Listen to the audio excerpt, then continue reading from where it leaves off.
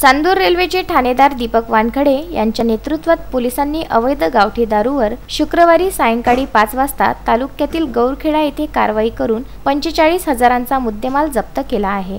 Chandur railway तालुक्यातील गौरखेडा येथे मोठ्या प्रमाणात अवैध गावठी दारू निर्मिती केल्या जाते। याबाबतची माहिती मिळाल्यानंतर चांदूर रेल्वे पोलिसांनी शुक्रवारी गौरखेडा गावात धाड टाकली असता तिथून 10 ड्रम मोहासडवा किंमत 40,000 व 50 लिटर दारू किंमत 5,000 असा एकूण 45,000 रुपयांचा मुद्देमाल जप्त केला। दारू व मोहासडवा नष्ट करण्यात आला आहे। आरोपी 24 वर्षीय राहुल पवार हा पसार झाला आहे। मोहासडव्याचे ड्रम जमिनीत गाडून ठेवण्यात आले होते, त्यामुळे ते ड्रम बाहेर काढण्यास पोलिसांना मोठी कसरत करावी लागली।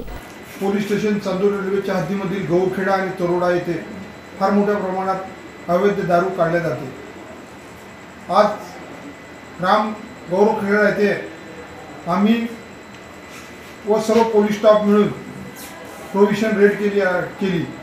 त्या रेडमध्ये जवळजवळ आम्हाला 10 ड्रम मोहासडवा आणि 50 लिटर दारू असा एकूण 45,000 रुपयाचा मुद्देमाल मिळाला। तो मुद्देमाल आम्ही जागीच नष्ट केला आणि त्यामध्ये एक आरोपी राहुल पवार त्याला अटक केलेली आहे। अशाच प्रकारच्या कार्यवाही आमच्या यापुढे सुद्धा चालू राहील।